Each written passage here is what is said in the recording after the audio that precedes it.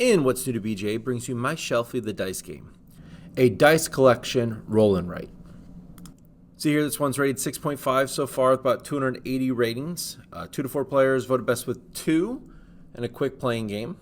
BGA says it'll take about 10 minutes. It is a premium game, and this one played fine both turn-based and in real time. This is a dice game, so it's similar to all Yahtzee style games. So you get 2 re-rolls and then you're forced to keep your last roll. What you're trying to do is collect items. You'll see there are 5 different items you can collect on the dice. There is a joker item that I did not roll, I'll show you in a second. But you're trying to mark off all rows and columns to score points. So you 2 re-rolls, select the ones you want, re-roll them. I'll keep the wild and I'll re-roll this last meeple. And there's my results. Now, you can mark up to 3 different items on the board. Sometimes, like in this case, I'm not going to have that option. I'm only going to be able to mark off 2 of them. The joker here can be any of the dice, but you can only use 1 joker with each item set. So if I rolled 2 jokers, 1 would have to go with the blue, 1 here would have to go with the green. But as it is, I'm going to mark off the 3 blue and the 3 green, and I can mark off both of them. And then I confirm. Editor here, that's actually not 100% true. I can actually divide up the blue or the green. I could do 1 single blue, a 2 blue, and then a 3 green. So it was possible for me to mark off 3 spaces. Once you're able to mark off a whole column like I did here, you'll see on your opponent's board, they will actually get crosses here to mark those 2 out, and those can no longer be marked out by your opponents. The same goes if I was able to complete a whole shelf or a row.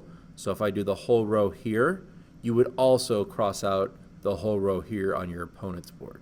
Late in the game, if this was my last roll, you see here I cannot match any of these open spaces, so I have to cross off a space. Notice when you cross off the whole row or shelf.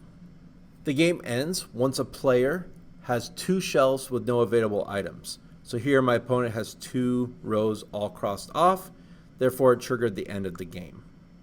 Scoring is as followed. First, you add up the values of the items marked on each shelf of your bookcase where you have at least 3 marked items.